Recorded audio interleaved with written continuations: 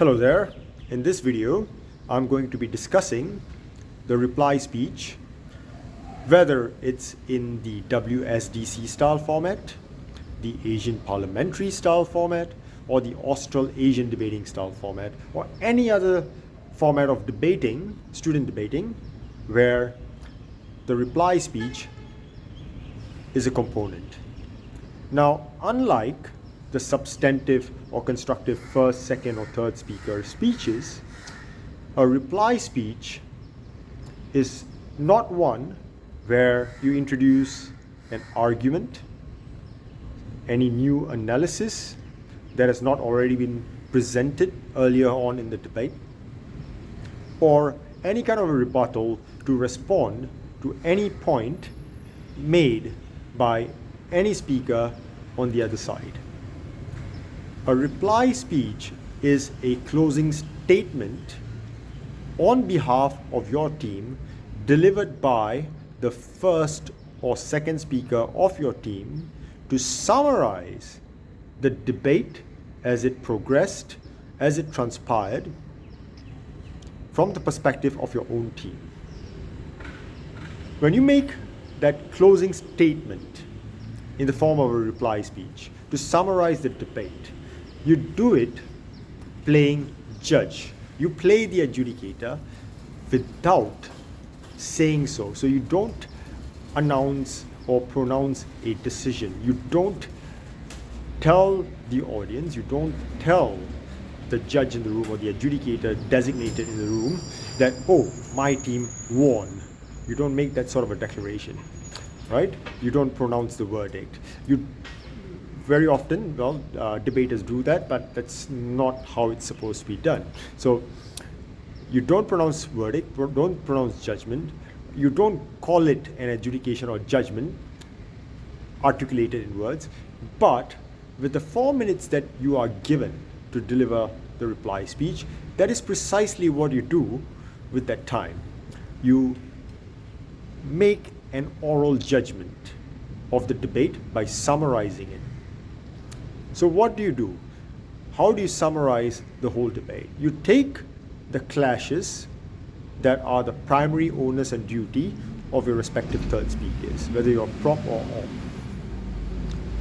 You take the clashes that your third speaker would have presented before the reply speech, and using the clashes, you deliver to the House, look, at the end of the day, what objectives did the two sides want to serve, and how do those objectives, the end outcomes, compare?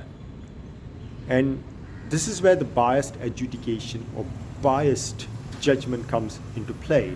Without adding new material, without adding any new argument, analysis, or rebuttal, what you do, I'm sorry, something's annoying me. See, the distractions happen even when you make instructional videos, let alone when you're a debater. But anyways, coming back to point, how do you make that biased judgment of how your team makes the win or takes the debate without actually saying that we won? How do you convince the adjudicator that we won? So you take the clash points and you make a comparison of the key objectives that the two sides were arguing for across the three sets of speeches prior. The first speeches on both sides of the House, proposition, opposition. Second speeches, proposition, opposition. Third speeches, proposition, opposition. So as the debate progressed, what were the key objectives that the two sides were trying to achieve or trying to prove, and how what your side was pushing for is more salient over the other? You do this by comparing the gravity of the objectives or the issues or the problems that the two sides were focused on, or were trying to address, or were trying to convince the adjudicator to factor in the decision of whether the motion stands or the motion falls. So based on that, you make your own analysis, you make your own judgment that is biased towards your team.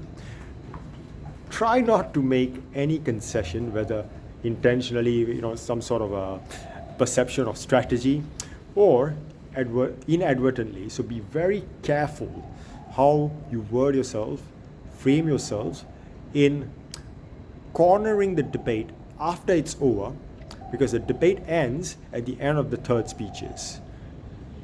The reply speech comes after the debate is over to help the adjudicator make up their minds. Now, do not underestimate the role or importance of the reply speech. I've sat in rooms as an adjudicator, as part of a panel of adjudicators myself.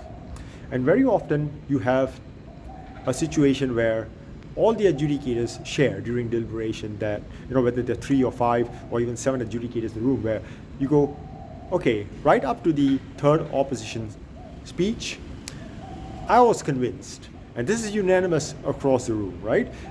I was convinced that this one side won.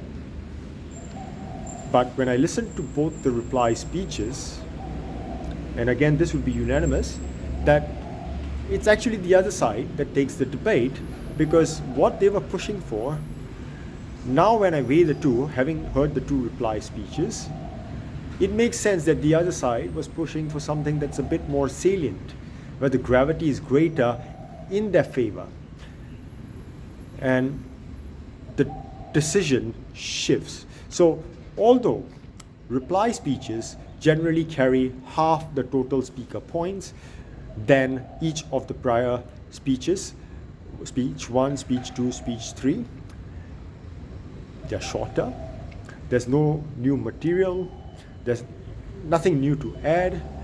It's very often quite possible to win a debate in the reply speech. So this is not something that you dismiss or take lightly, right? So learn to summarize a debate, read a debate and summarize a debate properly, effectively, and learn to confidently represent your team in making an effective closing statement to demonstrate the importance of the key issues that the 2 sides were pushing, where yours had greater gravity in the debate for consideration in adjudication. All the best.